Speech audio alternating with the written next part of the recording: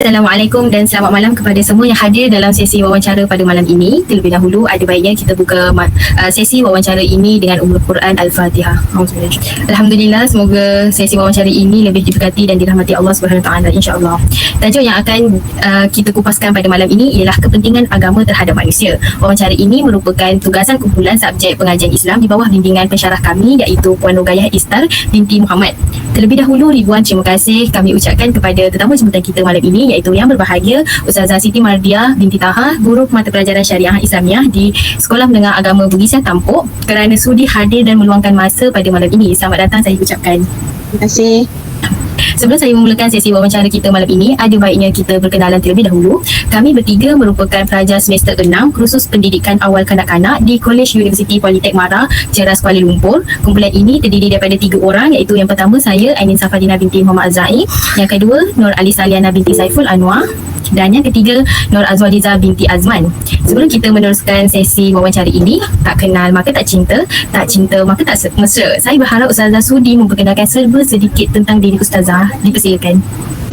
Terima kasih Ustazah kerana sudi memperkenalkan serba sedikit tentang diri Ustazah. Baiklah, kita terus kepada tajuk utama kita. Kepentingan agama terhadap manusia. Agama mengajarkan manusia tentang nilai-nilai moral sebagai hasil pemikiran manusia untuk berfikir dengan baik atau buruk. Jika setiap manusia berakhlak mulia, maka sudah pasti masyarakat itu akan dipenuhi dengan keadilan, keamanan, kesejahteraan dan terselamat daripada huru-hara, masalah sosial dan sebagainya. Pentingnya beragama kepada setiap manusia ialah membentuk jiwa dan diri yang bersih. Dengan membentuk jiwa dapat menjadikan seseorang manusia hidup dalam ketenangan dan keamanan. Baiklah, di sini terdapat beberapa persoalan yang akan kami ajukan sebentar sahaja lagi. Semoga Ustazah dapat menerangkan dan memberi pandangan serta berkongsi ilmu berkaitan tajuk kita pada malam ini. Tanpa membuang masa lagi, soalan pertama akan diajukan oleh saudari Nur Azwaliza. Dipersilakan. Allah jadikan manusia ini fitrahnya memang perlu beragama. Dia ada rasa nurani dari hati nurani dia, walaupun dia tidak dilahirkan sebagai muslim, dilahirkan oleh ibu dan ayah yang beragama lain, tetapi dia tetap ada fitrah yang merasa dirinya bertuhan. Itu fitrah manusia tu. Kerana kita sebelum kita dilahirkan di dunia, kita ada dalam alam roh. Dalam alam roh lagi kita dah mengakui keesaan Allah Subhanahu Wa Taala. Jadi sangat penting kita menjadi seorang yang beragama, kerana yang seperti tadi adik Azwaliza sebut tadi kan, untuk memupuk nilai-nilai yang baik dalam diri seseorang tu. Jadi sebenarnya apa-apa agama pun mendidik kita supaya menjadi orang yang baik kan. Tak ada agama yang mengajar perkara-perkara yang buruk. Sebenarnya kalau kita tengok kitab-kitab agama-agama yang lain pun tak ada yang mengajarkan perkara-perkara yang buruk moral, yang tidak bermoral. Apatah lagi agama Islam yang diturunkan dan diajarkan oleh Nabi SAW. Baik, dalam pendidikan Islam ni dia sangat-sangat holistik, meluas. Jadi dalam beragama kita perlu ada, maksudnya Muslim tu dia mempelajari agama sangat penting, kerana dalam beragama bukan sahaja kita mempelajari, tetapi kita juga kita ada 3 elemen yang penting, iaitu yang pertama tarbiyah, mentarbiyah diri kita. Yang kedua takdik, mendidik tu termasuk juga membentuk adab-adab dan nilai-nilai serta akhlak. Kemudian yang ketiga ialah taklim. Taklim tu kalau kita gunakan bahasa yang mudah nak faham, kita perlu belajar sepanjang hayat. Belajar memahami agama tu bukan sahaja sewaktu kita sekolah, dalam persekolahan ataupun kita dah masuk universiti. Kita mempelajari agama tu sepanjang hidup kita. Okay. Mudah-mudahan menjawab soalan tadi. Terima kasih Ustazah, terima kasih atas jawapan yang sangat ringkas, padat dan mudah difahami. Dari bahasa Sanskrit ni ialah agama ni maksudnya adalah peraturan. Nampak tu? Satu perkataan je. Dari bahasa Sanskrit ialah peraturan. Dalam bahasa kita, dalam bahasa Sanskrit agama, tapi dalam bahasa Melayu kita dia adalah peraturan. Ada juga untuk Puan Azwar dan ahli kumpulan, ada juga mengatakan kalimah agama dalam Sanskrit itu jadi daripada 2 suku kata. A dan satu suku lagi lah, gama. A dan gama. Apakah dalam bahasa Sanskrit inilah? Tidak. Dan suku kedua, gama tu bermakna kacau. Maksudnya lah, kalau dalam bahasa Sanskrit digabungkan antara A dengan gama, A tu maknanya tidak, gama maknanya kacau. Maknanya ialah agama tu ialah maksudnya tidak kacau. Cantik kan agama tidak kacau. Jadi apa yang kita faham? Secara umum ialah agama itu adalah satu peraturan atau undang-undang yang wajib dipatuhi supaya umat manusia dapat hidup dengan aman dan tenteram berdasarkan kepada kehendak agama tersebut. Nampak tak? Jadi daripada definisi inilah sebenarnya, takkanlah kita nak biarkan kita sebagai manusia yang hidup bebas. Kita ingat zaman dulu kan, orang-orang yang sebelum datangnya agama Islam dikenali sebagai agama jahiliah. Mereka hidup ni tak ada peraturan. Mereka nak minum arak, mereka minum arak. Mereka nak main judi, mereka main judi. Mereka nak bertenung nasib, mereka bertenung nasib. Mereka jadikan standard orang perempuan ni jauh ke bawah. Kenapa? Kerana pada masa tu mereka berstatus jahiliah, tidak ada agama yang yang menghalang mereka ataupun yang mengatur hidup mereka. Sebab itulah kalau difaham definisi agama ni, sebenarnya manusia ni memang memerlukan kepada agama. Dan manusia dan agama ni untuk dia macam ni. Iaitulah ibarat irama dan lagu, au dan tebing, jasad dan roh. Kedua-dua ni, agama dan manusia ni memang tak dapat dipisahkan. Kita kata sejak dulu hingga kini, walaupun di mana saja manusia berada, mesti memerlukan agama. Sebab tu kita melihat di negara barat sana yang menggelarkan diri mereka etis lah ekonomi, tapi sebenarnya jauh di sudut hati mereka memerlukan agama. Mereka buat macam-macam perkara sebenarnya untuk mencari kepuasan dalam mereka, tapi tak jumpa. Hinggalah akhirnya mereka akan jumpa ketenangan setelah berjumpa kepada agama. Sebenarnya rasa ingin beragama itulah sebenarnya satu fitrah. Kita kata satu rasa yang semula jadi, yang ada tabiat sebenarnya yang tak dapat dipisah daripada kehidupan mereka. Jika mereka memilih untuk tidak beragama sebenarnya, mereka cuba melawan fitrah mereka sendiri. Kan sebenarnya mereka dah nampak jalan agama, tapi mereka menafikan bahawa mereka tak memerlukan kepada agama, menafikan tentang kewujudan Tuhan. Sebenarnya hakikatnya ialah mereka akan rasa macam satu benda yang tak puas dengan emosi mereka, sebab dalam hati mereka ni perlukan kepada agama. Macam itu fitrah. Jadi kesannya kepada mereka yang memilih untuk tidak ada agama ni, hidup mereka kosong. Hidup tiada pedoman dan panduan. Sebab itulah Allah menurunkan agama kepada manusia ni bagi menjadikan panduan, pedoman dalam perjalanan hidup manusia. Sementara ini hidup manusia di dunia ni sementara. Dan agama inilah dengan agama yang dipegang inilah memandu manusia seluruhnya untuk ke negeri yang kekal abadi, itulah alam akhirat sana. Jadi sekiranya Allah tidak menurunkan agama, kita boleh fikirkan kalau Allah tak turun agama, tentulah kita ni sesat. Pikiran kita pun tak terarah, pengalaman manusia pun terbatas. Manusia ni tak mampu lah untuk faham erti hidup, matlamat hidup, cara terbaik untuk hidup, persoalan ketuhanan, persoalan kehidupan setelah mati, perkara-perkara gaib seperti malaikat, syurga, neraka, balasan amal dan sebagainya, macam mana manusia nak faham kalau Allah tak turunkan agama. Sebab itulah sebab tu kita kata kenapa agama ni penting. Daripada definisi tadi tu, peraturan.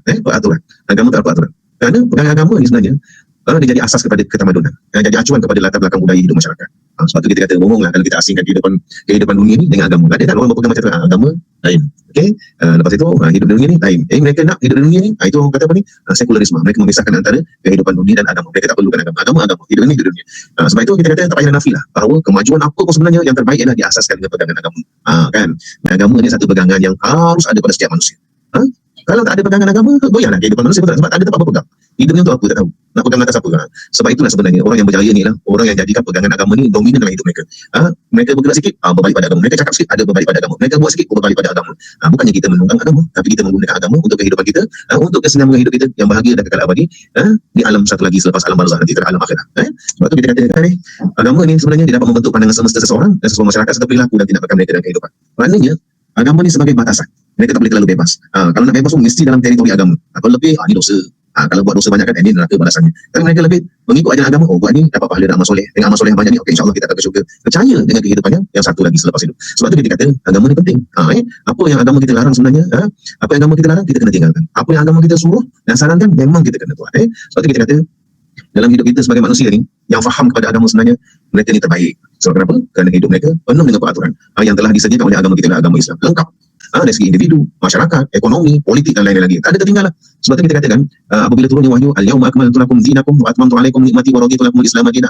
Ayat itu dikatakan para ulama ialah ayat terakhir sebelum Nabi wafat. Bila turunnya ayat itu Allah kata hari ini aku sempurnakan Islam sebagai agama. Sahabat-sahabat semua menangis. Kenapa sahabat-sahabat Nabi menangis? Kerana sahabat faham dah tiba masanya Nabi ini nak diwafatkan oleh Allah Subhanahu Wa Taala. Maksudnya ialah selama 23 tahun Nabi diangkat menjadi Rasul, Nabi menjalankan tugas Rasul, mana lengkap semua peraturan-peraturan hidup yang telah ditunjuk ajar oleh Nabi SAW seperti yang terdapat dalam wahyu-wahyu yang telah dibacakan oleh Nabi SAW kepada umat. Begitu sebenarnya. Maknanya agama ni lengkap. Tak ada satu pun yang tidak diajar oleh Nabi. Daripada nak tidur sampai ke nak tidur balik. Seluruh kehidupan manusia mencakupi masyarakat, ekonomi, politik dan macam-macam. Semua hal hidup di dunia ni semua lengkap terdapat dalam ajaran agama kita. Sebenarnya bila tidak ada panduan agama, fikiran kita terbatas. Kan? Fikiran kita terbatas. Sebab itu kita katakan contohnya lah apa yang berlaku di alam barzakh. Mana kita tahu? Kan akal kita pun tak boleh fikir. Bila seseorang tu meninggal dunia, dikebumikan dalam kubur. Apa berlaku dalam kubur tu? Manusia pun tak boleh fikir. Macam mana manusia faham berlakunya kehidupan di alam barzakh? Bila diberitahu, bila ada dalam agama menyatakan tentang kehidupan di alam barzakh. Sebab tu kita kata hebat macam mana pikiran manusia sebenarnya terbatas. Hanya agama yang boleh membuka seluas-luasnya pikiran manusia. Sama juga kan kita katakan manusia ni dia menghadapi berbagai masalah. Tetapi dalam masalah yang dihadapi dalam kehidupan manusia ni, agama menyediakan berbagai jalan penyelesaian. Jalan penyelesaian. Umumnya ialah semua agama ni ada secara umum betul untuk mengabdi. Kita katakan agama ni lah tujuan asalnya lah untuk mengabdikan diri kepada Tuhan. Dan agama ini kalau siapa faham definisi agama ni, bahagia hidupnya, dunia dan akhirat. Berjaya hidupnya, dunia dan akhirat. Bebas hidupnya, dunia dan akhirat. Sebab tu kita kata punya penting untuk kita fahami apa itu agama sebenarnya. Kenapa seseorang manusia perlu kepada agama sebenarnya. Kita kena ingat macam tu. Okey. Terima kasih Ustaz atas pandangan yang telah diberikan. Ia merujuk kepada apa dia? Merujuk kepada seseorang itu apabila untuk menentukan dirinya. Yang mana kalau kita lihat manusia ni sebenarnya kehidupan manusia ini ataupun terciptanya manusia ini merupakan adalah merupakan fitrah. Keberagaman ataupun istilah agama itu mahukan beragama oleh manusia ini merupakan satu fitrah yang telah Allah Subhanahu Wa Taala tentukan kepada manusia. Jadi kat situ kalau kita lihat Allah ciptakan iaitu manusia ini berhajat kepada apa? Manusia ini berhajat kepada peraturan. Manusia berhajat kepada undang-undang. Manusia berhajat kepada akhlak yang mulia. Manusia tidak suka kepada perkara-perkara yang keji. Manusia tidak menyukai tentang perkara-perkara yang buruk dan sebagainya. Jadi dengan adanya beragama ini, seseorang itu akan didorong dengan apa? Didorong dengan sifat mulia, sifat terpuji, sifat akhlak yang baik, sifat keselamatan, sifat mengelakkan daripada sifat tamah, haloba, zalim dan sebagainya. Dan secara otomatik akan menjadikan seseorang itu ada dia punya metod ataupun ada dia punya matlamat untuk apa dia hidup sebenarnya. Ada di agama. Sebab itu kalau kita lihat agama itu ialah salah satu agama adalah merupakan is the way of life kan, merupakan cara hidup. Tak kira lah dia seorang Muslim ataupun non-Muslim, apabila dia beragama maka dia ada satu pegangan dia, ada satu matlamat dia, di mana di akhirannya dia ada matlamat dia, apa yang dia nakkan, apa yang dia mahukan. Dan kalau kita lihat daripada Dr. Abdul Jabbar bin Abdul Sattar mengatakan, kalau kita lihat dalam kitabnya, Dr. Abdul Jabbar bin Abdul Sattar mengatakan bahawa agama ini di definisi beliau, agama ini merupakan dia dua. Yang pertama ialah satu ketetapan Allah Taala. Agama ini merupakan yang pertama ialah ketetapan Allah Subhanahu Wa Taala. Contohnya Allah dah berikan garis panduan untuk manusia itu memang kena ikut apa yang Allah SWT tentukan. Contohnya dari sudut ibadah umum, ibadah khusus dan sebagainya. Itu merupakan tuntutan ataupun perintah daripada Allah Subhanahu Wa Taala untuk manusia itu sendiri beragama. Contoh akidah dan sebagainya kan. Jadi daripada situ kalau kita lihat Allah SWT definisi yang pertama ialah ketetapan daripada Allah Subhanahu Wa Taala daripada pencipta, daripada Tuhan. Yang mana kat situ kalau kita lihat dia merupakan benda yang tak nak mesti ada. Itu dia. Yang kedua ialah urusan manusia. Ini dia. Daripada sudut pandang urusan manusia, iaitu dari sudut apa yang manusia nakkan, apa kehendak manusia. Contohnya daripada sudut jual beli, daripada sudut perkahwinan, daripada sudut bersosial dan sebagainya. Itu semua adalah benda yang diuruskan oleh manusia. Yang manusia sendiri tentukan nak yang macam mana. Itu adalah sedikit sebanyak berkenaan dengan definisi berkenaan dengan agama menurut Dr. Abdul Jabbar Abdul Sattar, iaitu memecahkan lagi agama itu pada dua, iaitu yang pertama atas ketetapan Allah Taala, yang kedua ialah merupakan urusan manusia. Jadi apakah kepentingan dia? Apakah kepentingan ataupun kita lihat kenapa perlu agama? Ini dia. Kenapa perlu agama? Kan? Kepentingan definisi dia kenapa kita perlu beragama adalah tadi seperti yang telah disebutkan oleh pengerusi, yang telah disebutkan oleh pemberi soalan Nur Azwanina yang mengatakan bahawa dia nakkan keadilan, nakkan kesejahteraan, nakkan keselamatan, nakkan manusia itu berakhlak mulia. Itu semua adalah tuntutan ataupun salah satu metod daripada apa yang dikatakan sebagai kepentingan beragama itu sendiri. Wallahu a'lam bishawab. Terima kasih Ustaz atas pandangan yang telah diberikan. Elemen agama memang mempengaruhi kehidupan seseorang. Lebih-lebih lagi Muslim, bila dia mengamalkan agama dengan keseluruhannya, seperti mana firman Allah Subhanahu Wa Taala, ya ayyuhallazina amanu dukhulu fis-silmi kafah. Dia mengamalkan agama secara menyeluruh. Jadi banyak perkara yang kebaikan yang mendapat menyeluruh. Antaranya membina individu yang soleh. Dalam kita mengamalkan agama Islam secara menyeluruh, kita dapat mendidik diri kita. Banyak elemen, antara yang saya boleh sebut ialah beriman, berilmu, beramal, berakal, berakidah, bersyariat, berakhlak dan beribadah. Baik. Seperti mana kita tengok isu-isu semasa yang terbaru Ustazah search baru tadi Ustazah search cerita tentang seorang wanita yang membunuh anak dia sendiri. Seorang wanita yang membunuh anak dia sendiri. Kalau kita fikir logik dan sebelum ni masa 10 tahun, mungkin kita tengok 10 tahun yang lalu kan, kita tak pernah mendengar kisah-kisah yang macam ni. Tapi sekarang banyak dah kita dengar kisah kan. Kita dengar kisah suami yang membunuh isteri dia. Kemudian tadi Ustazah search setiap 17 minit ada anak luar nikah yang dilahirkan. Jadi sebenarnya masalah masyarakat sangat kronik. Kita perlukan pegangan agama untuk membendung perkara-perkara ini. Tiada yang dapat penyelesaian yang kita dapat laksanakan, melainkan kita kembali kepada agama. Bermula daripada individu itu sendiri, kemudian peranan keluarga, peranan masyarakat dan peranan negara. Okey, jelaslah bahawa elemen dalam agama dan kepercayaan boleh mempengaruhi seseorang manusia itu. Okey, terima kasih Ustazah kerana menjawab soalan saya. Peranan agama kan banyak mempengaruhi kehidupan harian seorang manusia. Jadi kita kata, Lisa tanya apakah elemen dalam agama dan kepercayaan boleh mempengaruhi seorang manusia. Jadi kita katakan manusia ni, Ustaz selalu cakap dalam hidup kita ni dia macam ABCD lah, BCD, birth, B birth, D death, di tengahnya ada C choose, betul? Birth, death, hidup, mati, di tengahnya ada choose. Maksudnya dalam agama hari ni, walaupun kita ni sebagai umat Islam lahir terus Islam kan, lahir terus Islam, sebenarnya kita kena explore tentang agama kita. Sebab tu Ustaz melihat, kalau kita tengok kan, contohnya macam Abi Liu, macam Ustaz Khalid Rawi, macam siapa lagi Ridwanti Abdullah, mereka ni meluk agama Islam dan mereka explore. Kerana mereka macam kaji, akhirnya mereka jumpa sebenarnya penting buat agama. Dan agama yang bagus itulah menjadikan kehidupan, maknanya agama itu sangat mempengaruhi kehidupan seorang manusia sekiranya dia nak berjaya hidup ini di dunia dan berjaya hidupnya di akhirat. Contohlah kalau macam ni lah, kita nak beli phone lah kita katakan. Kalau kita pergi kedai, kita tengok macam jenis phone kan, macam-macam jenis, ada Asus, ada Nokia, ada Samsung, ada macam-macam iPhone. Kita nak beli phone. Dan tentu kita explore tentang phone yang kita nak, betul. Satu, kita nak pilih, nak beli iPhone ke nak beli Android, betul tak? Itu kena tahu tu kan. Usah pada tahu lah, usah cakap je ni.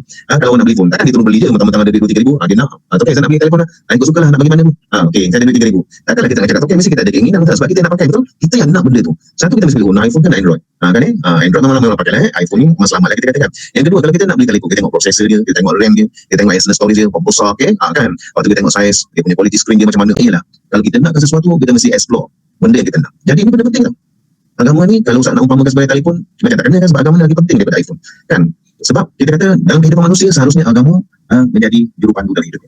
Tapi kita nak kata bila kita dah ada agama, bila kita dah ada agama, elemen yang paling penting dalam agama kita yang boleh mempengaruhi seseorang itu menjadi baik, jadi seorang yang beriman dan soleh ialah satu benda, iaitu iman. Iman ni sangat penting sebenarnya. Sebab apa saya kata iman sangat penting dalam diri seseorang? Sebab dengan iman yang ada di diri individu lah, dia akan membawa individu yang beragama tu ke tempat mana dia akan tuju. Ada lain kan? Iman ni, orang yang beriman ni tempat mana dia tuju? Tentulah syurga, betul tak? Tentulah syurga. Sebab kalau kita tengok surah Al-Bayyinah ayat 7, A'udzubillahi minasyaitonirrajim, innal ladzina amanu wa 'amilus shalihat ulaika hum khairul bariyah. Jazaohum inda rabbihim jannatu 'adnin tajri min tahtiha al-anhar khalidina fiha abada radhiyallahu anhum wa radu an. Dzalika liman khasyiya rabbah. Tengok kat sini apa maknanya? Innal ladzina amanu wa 'amilus shalihat. Ni surah ni Quran hafal ni pun lam yakunil ladzina. So dia belakang bawah ya. Lam yakunil ladzina kafaru min ahli kitab wal musyrikin. Innal ladzina amanu wa 'amilus shalihat ulaika hum khairul bariyah. Allah kata sungguh orang-orang yang beriman dan mengerjakan kebaikan, mereka itulah sebaik-baik makhluk. Nampak tu? Sungguh innal ladzina amanu, orang-orang yang beriman. Tahu saya kata tadi, ilmu yang penting dalam orang yang beragama ni lah, iman yang penting.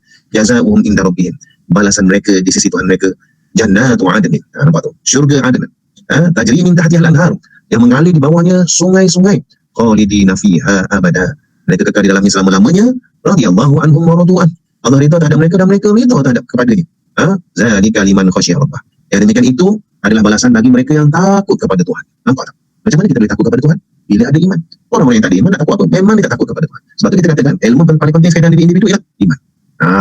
Kalau tak ada iman, tak ada apa yang dia takut. Kita melihat pencuri, dia nak masuk rumah orang kena mencuri, dia takut apa? Dia tak pernah macam apa ni, tahu bahawa Allah itu wujud. Kalau dia tahu Allah itu ada, kalau dia itu beriman kepada Allah, dia takut nak buat perkara-perkara mencuri, mengambil harta orang lain. Sama dengan isu yang panas ini, isu rasuah dan negara kita kan. Kalau mereka itu benar-benar beriman, mereka takut nak ambil rasuah. Kenapa? Kerana mereka tahu ada balasan di hari akhirat nanti. Perkara itu adalah dilarang oleh Allah. Bila mereka iman tak ada, mereka nak buat rasuah, mereka nak mencuri, mereka nak membunuh, mereka nak merogol, tak ada apa benda yang menghalang. Sebab itulah sebenarnya kita ni kena elak buat perkara-perkara yang tak baik. Sebab kita takut. Sebab tiket untuk kita syurga ialah iman. Kalau kita tak ada iman, kita tak akan masuk syurga. Dengan iman lah kita akan masuk syurga. Sebab itulah kita katakan ada beberapa dosa besar yang iman itu ada mereka ni Allah cabut seketika. Pertama sekali orang berzina. Bila orang berzina, dia berzina, Allah angkat iman dia daripada dia. Sekiranya dia belum taubat nasuha, tiba-tiba dia mati, dia akan masuk ke dalam neraka nauzubillah abadan abada. Sama juga orang minum arak. Kalau dia minum arak, Allah cabut iman daripada dia. Kalau dia meninggal sebelum taubat nasuha, dia akan masuk ke dalam neraka abadan abada. Sebab tu kita kata iman ni satu benda yang sangat penting yang perlu dijaga. Macam mana kita nak jaga iman kita? Nanti ada tak soalan tulis macam mana nak jaga iman kita? Ada kan Okey, baiklah saya cakap. Macam mana kita nak tahu kita ni ada iman ke tak? Tahu tak macam mana nak tahu? Kita ni ada iman ke tak? Kita tahu tak macam mana kita nak check kita ni ada iman ke tak? Okey, Ustaz tahu. Korang pernah dengar hadis ni kan? Korang pernah dengar hadis ni? Hadis yang diriwayatkan Abu Hurairah. Nabi bersabda, "Man ra'a minkum munkaran falyughayyir bi yadihi. Fa in lam yastati' fa bi lisanihi. Fa in lam yastati' fa bi qalbihi. Wa zalika adhaful iman." Nabi SAW bersabda, barang siapa yang melihat perkara mungkar, hendaklah dia cegah dengan tangannya. Maksudnya kalau dia ada kuasa, dia cegah dengan tangannya. Okey? Fa illam yastati' fa bi lisani. Kalau tak ada kuasa, dia cegah dengan lidah dia. Dia nasihat, dia larang dengan lidah dia. Yang ketiga, fa illam yastati' fa bi qalbi. Kalau dia tak mampu juga, hendaklah dia benci dalam hati dia. Nabi kata apa? Wa zalika adhaful iman. Itulah selemah-lemah iman. Dalam hati itulah selemah-lemah iman. Orang langsung tak ada benci. Tengok orang tak tutup aurat pun selamat benda je. Tengok kawan-kawan tak sembahyang pun selamat benda je. Mana kita nak check? Kita sebenarnya ada checker tak? Ada kita boleh check kita punya iman kita ada ke tak ada. Itu ada checkernya. Ustaz risau kan? Betul lah orang yang dekat dengan Ustaz selalu nasihatkan jaga iman. Sebab iman tu benda yang sangat penting sebenarnya. Elemen yang sangat penting yang ada di diri manusia untuk membawa kebahagiaan hidup di dunia dan akhirat. Check wazalika dalam benci dan hati tu mana selama-lama iman. Satu lagi kalau kita tahu kita nak beriman, macam mana kita nak jaga iman? Okey, yang seterusnya kita nak jaga benda yang ada dalam diri kita iman. Itulah kita kena banyak buat amal soleh. Kita nak jaga iman. Solat 5 waktu kena istiqamah buat. Sedekah, baca Al-Quran, kan? Apa lagi? Sembahyang sunat duha. Banyak amal-amal fardu, amal-amal sunat itu dia memantapkan keimanan kita. Apa kita kena jaga dia? Sebab iman tu penting, Iman tu sangat penting. Terima kasih Ustaz atas perkongsian yang telah Ustaz berikan sebentar saja tadi. Penjelasan berkenaan dengan terima kasih kepada saudari Nur Alisa. Yang mana kalau kita lihat adakah persoalan, adakah elemen dalam agama itu mempengaruhi individu seseorang individu. Jadi dalam persoalan ini kalau kita saya dari pribadi saya dia merupakan saya katakan 150% saya bersetuju bahawa agama ini adalah mempengaruhi seseorang individu untuk menjadi seorang itu beragama ataupun tidak, menjadikan seorang itu berakhlak ataupun tidak, menjadikan seorang itu beriman ataupun tidak. Ini semua dipengaruhi oleh agama. Agama yang menjadikan seseorang itu untuk menjadi seorang itu tadi kita katakan mampu untuk berakhlak, mampu untuk melakukan keadilan, mampu untuk melakukan kesejahteraan dan sebagainya. Ibarat kata sebagai contoh, saya nak tanya, manusia kalau tak makan boleh tak hidup? Secara normalisasinya, kalau kita tak makan boleh tak kita hidup? Sehari, 2 hari, 3 hari mungkin boleh lagi. Tapi kalau dah sampai sebulan tak ada makanan yang sihat, tak ada gizi makanan yang bergizi dan sebagainya ada dalam kita, agak boleh tak kita hidup? Tak boleh, yang pertama. Yang kedua, manusia mampu tak untuk mengembangkan keturunan tanpa perkahwinan? Secara normalisasi kalau lainlah yang nak kan. Mereka tu kalau memang tak mampu untuk memperkembangkan zuriat keturunan, kalau tanpa ada perkahwinan, tak ada ikatan perkahwinan. Baik. Jadi ini dua contoh yang saya nak sampaikan. Kedua-dua contoh ini merupakan salah satu daripada elemen-elemen yang membentuk sesuatu agama. Siapa yang mencipta kehidupan manusia ni? Saya kata, siapa yang cipta kehidupan manusia ni? Allah Ta'ala. Siapa yang menjadikan ataupun mentakdirkan ataupun mengiradahkan menghendaki manusia itu mempunyai pasangan, mempunyai keturunan dan sebagainya? Allah juga kan. Jadi kat situ secara automatik, tadi yang pertama, manusia tak mampu makan dan tak mampu hidup untuk makan, manusia tak mampu untuk memperkembangkan zuriat tanpa perkahwinan dan sebagainya. Semua ini adalah ketentuan dan iradah Allah Subhanahu Wa Taala nak merujuk bahawa manusia ini perlukan kepada suatu benda, satu matlamat, satu capaian ataupun satu hubungan, satu elemen yang untuk mempengaruhi seseorang itu untuk dia tahu siapakah diri dia. Contoh, tanpa makan manusia tak hidup. Siapa yang menjadikan dia hidup? Siapa yang beri dia makan? Allah Ta'ala. Itu semua dah merupakan elemen agama kerana mengakui bahawa benda ini adalah daripada Allah Subhanahu Wa Taala. Tanpa keturunan, bagaimana dia nak melakukan hubungan sosial dengan masyarakat yang lain ataupun tanpa ada masyarakat, bagaimana dia nak menjadikan diri dia itu untuk bersosial dan sebagainya? Itu merupakan salah satu daripada elemen beragama. Jadi kat situ nak cerita bahawa seseorang itu dengan adanya agama itu dapat mempengaruhi kehidupan seseorang itu. Contohnya dengan adanya keturunan, dengan adanya hubungan sosial dan sebagainya, automatik dia akan menjadi apa? Seorang itu akan menjadikan seorang itu akan sosialnya akan berkembang, kemudian keluarganya akan berkembang, masyarakatnya akan berkembang dan sebagainya. Jadi kat situ elemen agama itu mempengaruhi. Contoh, kita katakan, apabila seorang itu berkawan dengan penjual minyak wangi yang kita biasa dengar, agak-agak kita dapat busuknya, kita dapat wanginya. Dapat wanginya. Kalau kita berkawan dengan seorang yang penjual ataupun yang menukang besi yang karat. Besi ni karat kan, asalnya kan, kalau kita karat dan sebagainya. Habuk tu biasa siapa yang dapat karatnya tu? Kalau tak dapat soal kita pun, kalau berkawan, kita contoh kita duduk sembang sambil dia buat kerja, tak nak sikit sebanyak karatnya pun ada kan. Jadi kat situ, hubungan kat situ ada. Agama itu, apabila agama itu ada dalam seseorang itu, maka dia akan mempengaruhi kehidupan. Bagi tadi lah, kalau kita katakan kawan dengan penjual minyak wangi, dia akan jadi wangi. Ada agama. Kalau beragama, ada hubungan, dia mempunyai perjalanan ataupun mempunyai agama dan sebagainya, nak tak nak agama itu akan memandunya. Ini boleh, ini tak boleh, perkara ini wajar dilakukan, perkara ini tidak boleh dilakukan, zalim itu adalah tidak boleh dilakukan, makan benda yang tidak halal itu semua adalah perkara yang tidak digunakan. Agama itu yang mempengaruhi. Agama tak kira lah mana-mana agama sekalipun, hatta agama non-Muslim, contoh agama Kristian dan sebagainya, agama Hindu, melarang daripada melakukan perkara-perkara yang keji. Jadi bila agama itu larang, otomatik orang yang beragama itu dia buat tak? Kalau secara ketaatan itu, dia mesti akan buat. Mana dia akan tinggalkan perkara tadi kan? Dia akan tinggalkan. Contoh kalau contoh agama, contoh dalam Islam, minta kita berpuasa. Secara fitrahnya, kalau kita memang letakkan agama itu dalam diri kita, agak-agak agama itu mempengaruhi kita tak untuk puasa. Ia mempengaruhi. Sebab apa? Sebab adanya agama dalam tu, agama dah minta kita buat sekian, agama dah minta kita untuk tinggalkan sekian. Jadi bila ada agama, maka nak tak nak individu itu akan menjadi individu yang solid, yang dapat mentaati perintah Allah Subhanahu Wa Taala, mempengaruhi dapat mentaati perintah individu penciptanya. Maka agama itu akan memandunya hingga ke akhir destinasi. Jadi kat situ, apabila dia hidup dalam agama, dalam landasan yang betul, dalam jalan yang betul, maka secara automatik dia akan sampai ke akhirnya. Sebagaimana contoh, kalau kita naik LRT daripada contoh LRT daripada Wang Semaju ke mana contohnya, kita katakan kita nak sampai ke akhir stesen contohnya. Kalau kita naik LRT yang betul, akan sampai tak ke tempatnya? Dia akan sampai. Kalau kita naik bas contohnya kan, nak balik ke Batu Pahat contohnya daripada TBS kalau kita naik bas ke Batu Pahat, okey, kita katakan saya nak balik ke Batu Pahat, agak-agak bas itu akan pergi ke Batu Pahat tu akan pergi ke Batu Pahat. Ya, dia akan pergi ke Batu Pahat. Sebab itulah agama itu akan memandu kita, agama itu akan mempengaruhi kita kan. Sebab tu kita katakan dalam kata-kata hikmah, kapal laut itu tidak akan berjalan di atas daratan. Betul tak? Kapal laut tidak akan berjalan di atas jalan daratan. Betul lah. Ada pernah nampak kapal laut berjalan di atas daratan? Siapa yang pernah nampak? Tak ada. Dia mesti ada jalan dia. Betul tak? Kereta api, ada tak kereta api lalu atas jalan tar? Ada, nampak tak? Tak nampak. Contoh kereta. Kata-kata dia kereta terbang dan sebagainya kat 2020 kan, kereta terbang. Ada tak? Belum ada lagi. Memanglah benda itu tak mustahil. Tetapi secara logikalnya, kapal laut itu akan berjalan di atas air, di atas lautan. Dia tidak akan berjalan di atas jalan darat. Begitu juga agama. Bila agama itu ada dalam diri seorang, dia akan terus memandu sehinggalah ke akhirnya mengikut kepada jalan yang betul, jalan yang lurus. Wallahu a'lam. Terima kasih Ustaz atas jawapan yang diberikan. Jelaslah bahawa elemen dan agama dan kepercayaan ini boleh mempengaruhi seseorang macam itu. Azam boleh selitkan sikit pandangan daripada ulama-ulama kita. Menurut Ibnu Khaldun, dalam kitabnya Al-Muqaddimah, dia kata pendidikan Islam itu mengarah kepada dua tujuan. Tujuan yang pertama ialah matlamat keagamaan. Maksudnya ialah beramal untuk akhirat sehingga ia menemui Tuhannya dalam keadaan ia telah menunaikan hak Allah yang diwajibkan ke atasnya. Yang kedua, matlamat ilmiah, iaitu keduniaan. Apa yang diungkapkan dalam pernikahan moden dengan tujuan kemanfaatan ataupun persiapan dalam kehidupan seseorang. Baik, seseorang yang tidak mengamalkan agama, maksudnya dia, contohnya dia kata dia Islam, tetapi perbuatannya tidak melambangkan, tidak menunjukkan agama Islam. Sayyidatina Aisyah radhiyallahu anha pernah ditanya, wahai Sayyidatina Aisyah, bagaimanakah Rasulullah? Bagaimanakah akhlak Rasulullah? Maka Sayyidatina Aisyah menjawab, sesungguhnya Nabi itu sama seperti Al-Quran. Macam tu.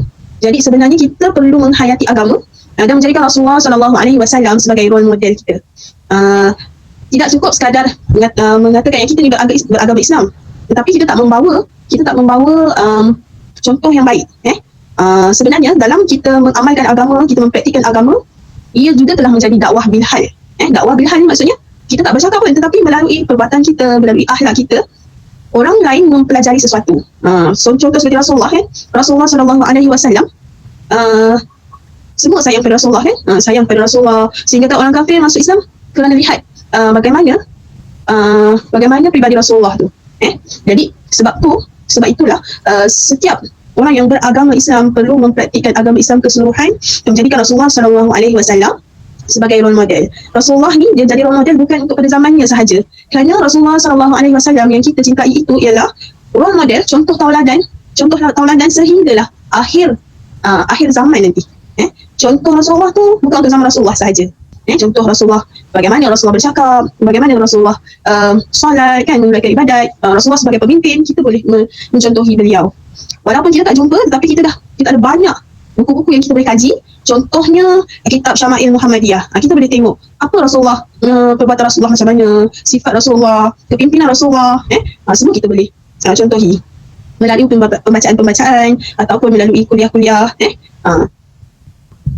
Alhamdulillah, terima kasih Ustazah atas pandangan yang sangat-sangat jelas. Dapatlah di sini kita nampak bahawa Rasulullah ni adalah role model kita daripada zaman Rasulullah sehingga akhir zaman. Dan banyak juga sumber yang kita boleh dapat. Contohnya lagi kita dekat zaman zaman teknologi orang kata. Jadi kita boleh dengar ceramah, betul Ustazah? Dengar ceramah, baca buku kan, insya-Allah. Semoga kita sama-sama amalkannya insya-Allah. Jadi seorang Islam tapi kita tak faham agama yang kita pegang sebenarnya. Sebab kalau kita tengok Nabi bersabda daripada Muhammad bin Ka'ab Al-Qurazi. Rasulullah bersabda, "Iza aradallahu bi'abdin khairan ja'ala fihi thalatha khilal." Nampak tak? Faqihu fid din wa zuhdahu fid dunya wa basarahu uyubah. Nampak tak? Wa basarahu uyubah. Maksudnya apa dia? Iza aradallahu bi'abdin khairan, apabila Allah inginkan kebaikan kepada seseorang, ja'ala fihi thalatha khilal, Allah akan memberikan kepada mereka 3 sifat ini. Nampak tak? Apa dia 3 ni? Faqihu fid din, Allah akan beri kefahaman di dalam agama. Wa zuhdahu fid dunya, dizuhudkannya pada dunia. Maksudnya dunia ni dia tak mau pandang sangat, dia pandang kepada akhirat. Wa basarahu uyubah, ditunjukkan keaiban pada dirinya. Nampak tak? Maksudnya lah, ini pun balik pada diri kita dari ustaz pun rasa diri ustaz ni, agaknya Allah ingin kebaikan pada aku, betul. Agaknya Allah beri aku faham agama, betul. Mungkin korang bertiga ni Allah sayang ni. Kenapa? Sebab kau pilih tajuk ni. Daripada tajuk ni lah, kau tahu bahawa Allah nak beri kebaikan kepada aku ni. Sebab bila kita bercakap agama ni sebenarnya Allah nak bagi kita faham agama. Tajuk yang korang bagi memang cantik sebenarnya kan. Namun kalau Allah nak kebaikan kepada kita, Allah bagi kita faham pada agama. Faqihu fid din. Yang kedua, Allah bagi kita ni macam bukan bosan pada agama, tak fokus sangat kepada kehidupan dunia ni, lebih fokus kepada kehidupan akhirat. Hidup di dunia ni, dia berusaha untuk menjadikan akhirat mereka bahagia. Dijadikan dunia tempat mereka bercocok tanam dengan amal soleh, hasilnya akan dituai di alam akhirat nanti. Lepas itu, wa basarahu uyubah, iaitulah ditunjukkan kepadanya aib, dia rasa malu dengan Allah, dia rasa lemah di hadapan Allah, dia rasa banyaknya dosa dan kesilapan di hadapan Allah. Begitu. Maka orang ini, 3 tadi daripada orang ini menunjukkan Allah memang nak jadikan dia orang baik-baik. Macam intro dari orang baik ni sebenarnya. Intro Allah. Sebab itu kita katakan, kalaulah individu tak faham agama, bukan sahaja mereka ni jauh daripada kebaikan. Kita tengok kalau kehidupan berkeluarga, orang yang tak faham agama ni, mana mungkin mereka akan jadikan keluarga mereka keluarga bahagia. Sebab kita tengok, kalau keluarga mereka dibentuk atas dasar agama, insyaAllah keluarga mereka akan jadi keluarga bahagia. Maka yang terbentuk atas asas agama tu, insyaAllah keluarga itu akan bahagia. Individu yang faham agama, dia jadikan agama ni sebagai setempat hidup mereka. Mana agama larang, tinggal. Mana agama suruh, buat. Sebab itu individu yang faham agama ni, dan tentulah Allah janjikan bahagia dunia, bahagia akhirat. Kenapa? Bila dia faham, dia akan lahirkan takwa dalam diri dia. Apa maksud takwa? Takwa ni lah takut kepada Allah. Nampak tak? Orang yang faham agama, individu yang faham agama, dia akan mewujudkan takwa dalam diri dia. Macam korang bertiga ni, kena ada takwa dalam diri. Apa maksud takwa? Takwa dalam bahasa yang mudah ni lah takut. Takut kepada Allah. Allah ni siapa? Allah ni ialah Khalik kita, pencipta kita. Kita ni siapa? Kita ni makhluk. Pencipta. Kita tak lari. Kita mesti mendekatkan diri kepada Khalik. Itu maknanya takut. Sebab itu individu yang faham agama, kenapa mereka mencari hidup dunia akhirat? Sebab ada takwa dalam diri dia. Tengok surah At-Talaq ayat 2. Auzubillahi minasyaitanir rajim. Allah Taala berfirman, "Wa may yattaqillah yaj'al lahu makhraja Allah kata, barang siapa yang bertakwa kepada Allah, Allah akan bantu, ja'allahu makhraja. Allah akan keluarkan dirinya daripada masalah hidup ini. Wa yarzuqhu min haitsu la yahtasib. Aku akan bagi rezeki daripada jalan yang tak sangka-sangka. Nampak tak? Allah kata, barang siapa yang takut kepada Allah. Maksudnya, orang yang faham agama, tentu ada takwa dari dia. Dia ada takwa dari dia, Allah sentiasa memberi bantuan dalam hidupnya. Pertama, kalau keluarga tu faham agama, keluarga tu akan jadi keluarga bahagia. Kedua, kalau individu tu faham agama, individu akan menjadi orang yang bahagia hidup di dunia dan bahagia hidup di akhirat. Tapi kita tengok benda lain pula, seorang peniaga. Kalau peniaga, dia jadi seorang peniaga. Peniaga yang sangat faham kepada agama. Dan tentu dalam perniagaannya dia akan jadi seorang peniaga yang sangat berjaya. Betul tak? Seorang yang sangat berjaya dalam perniagaan. Sebab bila dia faham tentang konsep sedekah, sedekah itulah penyedut rezeki. Dia sedekah satu, orang beli dua. Dia sedekah tiga. Ustaz nak cerita pengalaman Ustaz. Ustaz hari tu ada satu Ustaz balik beraya di Terengganu. Ustaz Terengganu. Ustaz balik beraya di Terengganu. Ustaz tengok ada orang tua tu, dia berniaga ni tau. Dia berniaga air nira kelapa. Tapi air nira orang sini panggil air nira kan. Orang Terengganu panggil air tuak tau. Nira kelapa tu, dipanggil air tuak. Ustaz lalu bertiga kali. Banyak orang Ustaz tempat dia, asalnya tak ada orang beli pun air nira ni tau. Tapi kan, Ustaz bawa anak kecil, Ustaz bawa orang. Bila anak Ustaz lalu, dia bagi duit RM5. Bila dia bagi RM5. Lepas tu ada anak orang lalu, dia bagi RM5. Asalnya dimulakan dengan sedekah. Budak-budak lalu dia bagi RM5. Akhirnya Ustaz lalu lagi sekali. Air nira dia tu habis. Orang beli 2 botol orang beli. Nampak tak? Sebab peniaga ni dia faham agama. Nampak tak? Dia faham agama. Bukan sekadar peniaga ni mencari keuntungan dunia. Nampak? Dalam masa yang sama, dia dapat untung dunia sebab orang beli benda dia. Dalam masa yang sama, dia dapat pahala sedekah. Yang boleh menghapuskan segala dosa dia. Nampak tak? Sebab tu saya cakap, peniaga kalau dia faham agama, dia tak baik. Walau siapa pun kita ni, kalau faham agama, apa peranan kita, apa tugas kita, situasi mana yang kita ada, insyaAllah kita akan berjaya. Tapi sebaliknya lah, kalau kita tak faham agama, bila individu tak faham agama, hidup di dunia ni, entahlah, hidup pun tak menjadi, kita katakan, hidup di dunia ni tak ada tujuan. Tak ada tujuan hidup, kan? Dia pun tak faham kenapa dia hidup, kan? Sebab orang yang faham agama, dia faham. Allah kata, kenapa Allah ciptakan manusia? Allah Ta'ala berfirman, wa ma khalaqtul jinna wal ins illa liya'budun. Kan? Tidak menjadikan manusia dan jin mereka untuk mengabdikan diri kepada aku. Dia kata, kalau balik pada soal satu tadi, agama ni apa dia? Agama ni lah peraturan. Agama ni adalah peraturan. Ada yang boleh dilakukan, ada yang tak boleh dilakukan. Tapi pada orang-orang yang tak ada apa ni, yang tak faham agama, buat apa nak takut? Tak. Buat apa nak takut? Dia nampak dosa. Tak faham agama ni, ini, tak faham agama ni, hidup mereka bebas, tak ada peraturan. Tak ada sekatan hidup, kan? Dia nak bergaul bebas lelaki perempuan ke? Dia nak buka aurat ke? Kan? Dia nak minum benda-benda yang dilarang oleh agama ke? Dia nak makan benda-benda haram ke? Dia nak ambil harta orang ke? Tak ada masalah. Sebab apa? Sebab dia tak faham agama. Sebab agama tu sebenarnya membahagikan diri dia sebenarnya. Tapi bila dia buat benda tu, dia rasa dia bahagia. Tak bahagia tuan-tuan. Dia tengok kan, orang-orang yang berjaya lah. Kita kata berjaya kat dunia, tengok orang kaya kan. Tapi walaupun dia kaya, agama tak ada diri dia. Kan? Akhirnya, mati, bunuh diri. Tengok orang tak faham agama ni, gagal hidup di dunia. Dan dia dah gagal hidup kat dunia, akhirat apatah lagi. Na'udzubillah, akhirat lagi lah gagal. Sebab kat dunia ni, sekejap je. Nabi kata, umur umatku ni, baina sabain dan sittin, 60 hingga 70 tahun. Yang lebih tu subsidi. Biasa 60 hingga 70 ramai yang meninggal dunia. Dunia, akhirat, tak ada mati-mati dah. Lagi terus. Sebab itulah, ambillah kesempatan di sini. Cuba kita faham agama kita. Buatlah fardu ain itu sepenuhnya. Solat, sedekah, baca Al-Quran, selalu benda-benda yang simple tu kita jangan tinggal. Supaya kita, Allah Ta'ala masuk kita dalam kebaikan. Sikit-sikit Allah bagi kita faham agama. Nanti Allah akan datangkan rasa hati kita ni tidak terlalu memikirkan agama sangat, lebih pada berfikir kepada akhirat. Lepas tu Allah akan datangkan satu rasa di hadapan Allah ni kita tak ada apa-apa. Semuanya daripada Allah. Bukan daripada kita. Kita bernafas pun udara Allah, kita junjung pun langit Allah, kita pijak pun bumi Allah, kita makan pun rezeki Allah. Everything semuanya daripada Allah Subhanahu Wa Taala. Mudah-mudahan Allah bagi faham kepada kita. Okey ni. Panjang tu. InsyaAllah. Terima kasih Ustaz atas perkongsian yang cukup padat, ringkas dan sangat memahami. Sebenarnya saya terkesan dengan 3 sifat yang Ustaz kongsikan, iaitu faqih, kefahaman, zuhud keduniaan dan itu juga keaiban. Semoga kita sama-sama dalam tergolong dalam sifat ini insyaAllah. Ya, baik. Ustaz bersama. InsyaAllah. Saya ada dua pandang sudut. Yang pertama sekali, kemungkinan dia buat tak faham dan sebagainya, ataupun sudut pandangan yang lain. Ada 4 faktor utama. 4 faktor utama. Yang pertama ialah mungkin daripada faktor keluarga. Saya katakan memang ada mungkin individu itu memang dia tidak memahami agama itu, ataupun sengaja tak faham, ataupun dia dipengaruhi dengan beberapa faktor luaran ataupun faktor yang berada di belakang mereka. Antara yang pertama ialah faktor keluarga. Faktor keluarga. Faktor keluarga bagaimana kalau kita lihat faktor keluarga yang terlalu sibuk, contoh ibu bapa yang terlalu sibuk dengan pekerjaan sehingga tidak memantau keadaan kefahaman agama anak-anak tersebut, terutamanya agama Islam terutamanya. Contoh, mak ayah pagi keluar pagi, balik kadang malam dan sebagainya. Tak mengendahkan anak itu sekolah ataupun tidak mengendahkan, kadang-kadang tidak mengendahkan anak itu solat ataupun tidak. Kalau puasa, ada tak puasa anak itu puasa dan sebagainya. Dari sudut lain kalau kita lihat apakah bacaan-bacaan mereka, ibu bapa tengok ataupun tidak dan sebagainya, kan. Itu yang pertama. Tidak untuk menanamkan rasa beragama itu mungkin daripada sudut keluarga itu tidak membantu untuk meningkatkan ataupun tidak membantu untuk membangkitkan rasa untuk memahami agama itu, yang pertama. Yang kedua ialah faktor daripada faktor rakas bayu. Faktor rakas bayu mungkin pengaruh. Kita lihat bagaimana kalau kita tengok ibu bapa mungkin dah bagi kefahaman agama.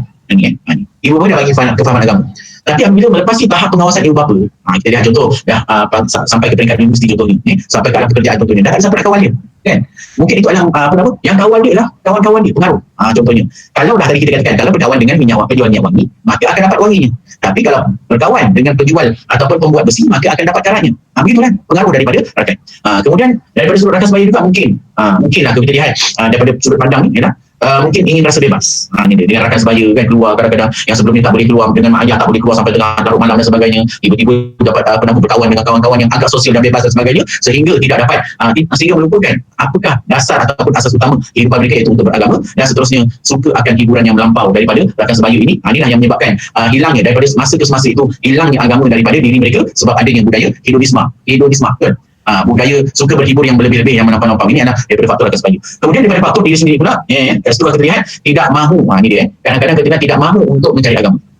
Maksudnya apa? Dia nak sekolah agama, bukan nak, dia dipaksa sekolah agama. Contohnya kan, kalau Johor, contoh di negeri lain mungkin ada sekolah kafah, sekolah ni, tapi dia kerana apa? Kerana keterpaksaan, bukan kerana dengan sukarela. Ini dia, dengan sengaja untuk tidak mahu mencari ilmu agama, tidak mahu upgrade diri untuk memahami agama itu, sehingga kan mereka itu tersasar daripada garisan yang sebenar, dan kadang-kadang mereka juga hanya mendapat sesuatu itu daripada bahan media sosial, daripada bahan bacaan yang tidak ditapis dan sebagainya, sehingga mereka mungkin akan terlibat, sama ada mereka ini tidak faham langsung agama, ataupun lebih lagi dia akan lebih ekstremis. Contohnya dalam Daesh dan sebagainya, dia akan ekstremis dalam agama itu.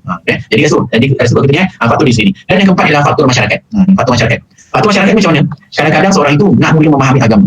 Contoh baru nak dekat di masjid dan sebagainya. Contoh, akan tetapi masyarakat mencemooh. Kau ni apalah bekas daripada, contoh dia bekas banduan contohnya. Contoh dia bekas menagi contohnya. Contoh dia bekas marupit contohnya. Jadi faktor masyarakat kadang-kadang dia mencemooh, bukan nak membantu, mencemooh. Jadi daripada situ, kalau diri tak kuat, orang kata sekarang apa, mental koyak kan? Kan mental koyak.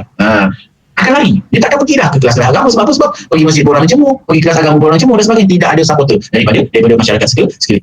Itulah ada beberapa sudut sudut pandang yang kita dapat sama-sama kongsi, iaitu apakah adakah betul masyarakat itu tidak mahu beragama dan sebagainya. Jadi itu Wallahualam. Terima kasih Ustaz atas jawapan yang cukup padat, ringkas dan mudah difahami. Daripada sini, daripada jawapan Ustaz, saya dapat ringkaskan, mungkin saya dapat ringkaskan ataupun ini pemahaman saya daripada Ustaz lah. Sebenarnya kita dan orang sekeliling kita lah, yang orang sekeliling, masyarakat sebaya, keluarga, orang sekeliling kita lah yang membentuk diri kita hari ini, insyaAllah. Saya Adik Azwaliza. InsyaAllah Ustazah cuba jawab. Ustazah nak bawakan firman Allah Subhanahu Wa Taala. Firman Allah Subhanahu Wa Taala daripada surah Al-Ma'idah, ayat ke-3. Surah Al-Ma'idah ayat ke-5, maaf. Bismillahirrahmanirrahim. Al-yawma akmaltu lakum dinakum wa atmamtu alaykum ni'mati wa raditu lakum al-Islam madina. Sadaqallahul azim. Maksudnya, pada hari ini aku telah menyempurnakan untuk kalian agama kalian, telah melengkapi atas kalian nikmatku, dan telah meredai Islam sebagai agama bagi kalian.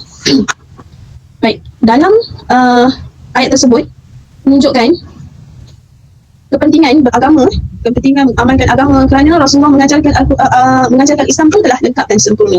Tadi ayat tadi yang saya sebut, maksudnya agama Islam tu diturunkan dan diajar oleh Nabi, satu yang lengkap dan sempurna.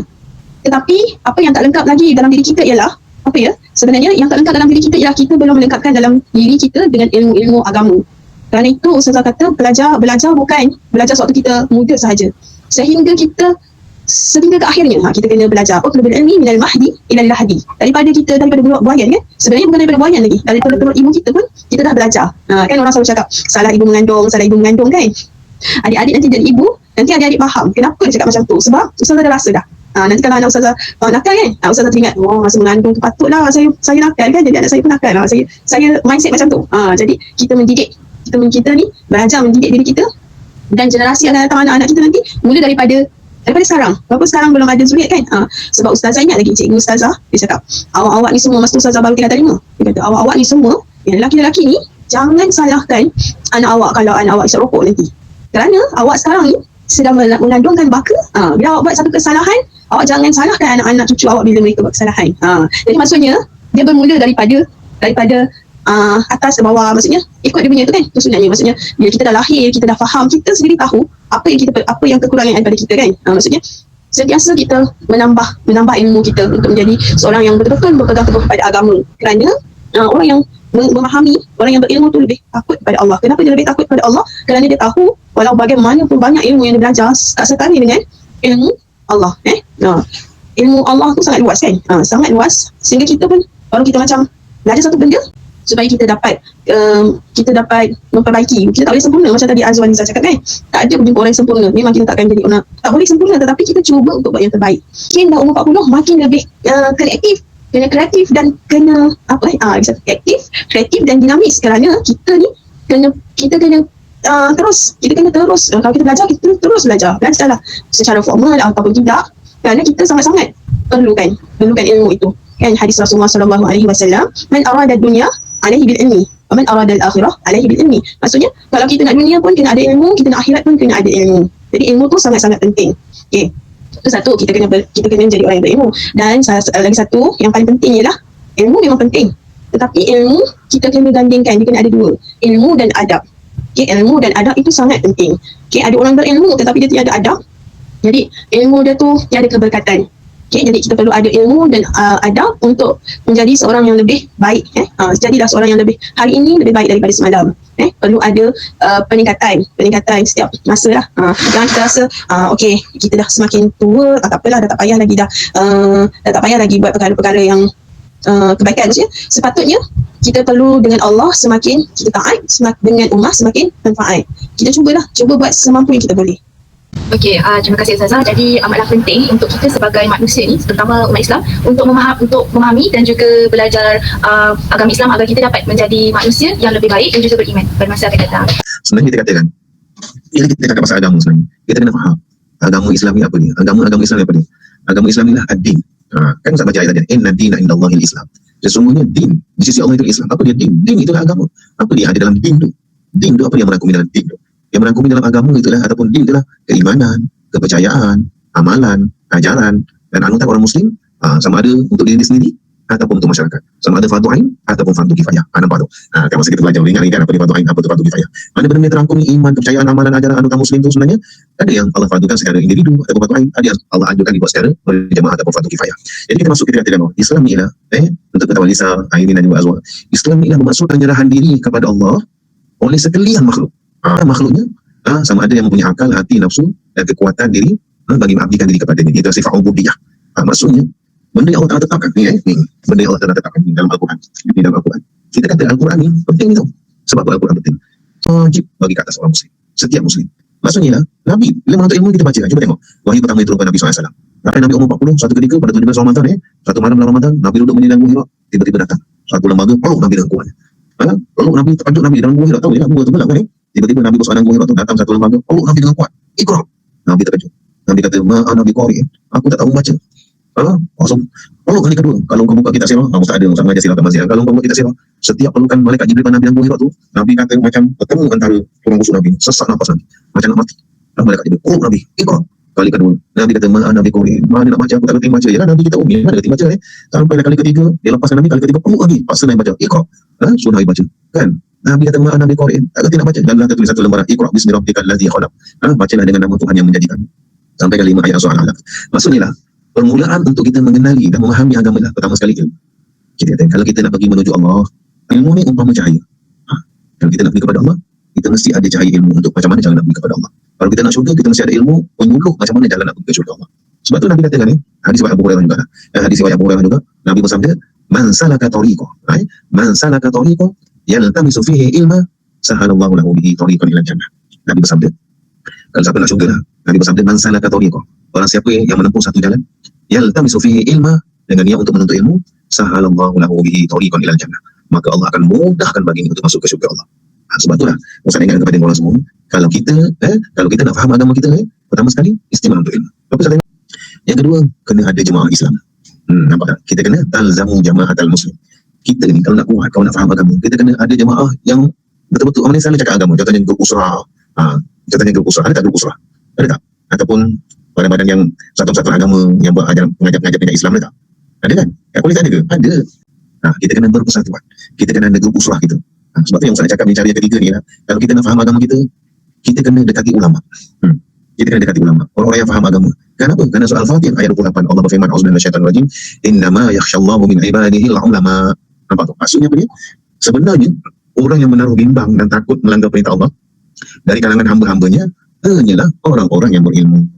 Sebab tu saya kata ada 3 benda tadi. Satu ilmu, 2 berjemaah, 3 dekati ulama, dekati ulama. Jadi mudah-mudahan Ustaz nak bagi banyak, Ustaz bagi 3 je. Okey, terima kasih Ustaz. Jadi dengan cara kita minta ilmu mendekati alim ulama adalah cara untuk kita memahami agama kita sendiri, terutama agama Islam lah, supaya kita dapat menjadi seorang yang beriman dan jadi lebih baik pada masa akan datang, insya-Allah. Fahami agama Islam, terutama lah untuk yang Muslim. Kita bincang dari sudut pandang Muslim lah. Yang non-Muslim tu mungkin ada cara dia.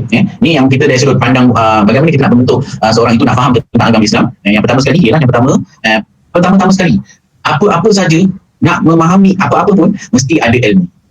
Mesti ada ilmu. Yang tu ilmu yang tak kira lah ilmu tu dari sudut ilmu secara secara formal ataupun tidak formal, ilmu. Yang mana itu yang pertama ialah kena perkukuhkan asas ataupun mendalami. Yang pertama sekali bukan dalam ilmu agama yang dalam-dalam, tak. Asas pun penting. Kita katakan tadi daripada apakah faktor-faktor yang menyebabkan orang tak memahami agama, tadi kita bincang dalam soalan yang ketiga tadi, antara faktor-faktor tidak menanamkan rasa beragama.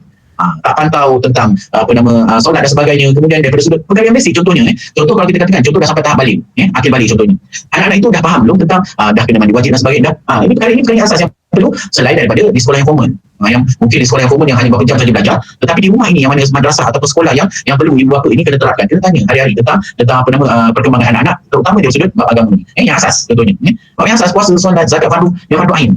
Ni kan, jangan cerita benda-benda yang dalam-dalam dah. Tiga ulama tu tak payah cerita.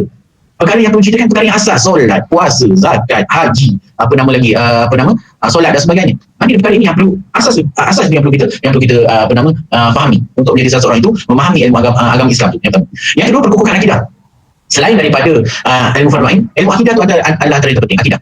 Ilmu ketauhidan, ilmu ketuhanan tentang bagaimana nak kenal Allah Ta'ala, kan. Sebab apa? Sebab dengan adanya akidah, dia kenal Allah Ta'ala, insya-Allah dia akan sampai kepada Allah Ta'ala. Tapi kalau dia tak kenal Allah Ta'ala, sampai kepada siapa dia?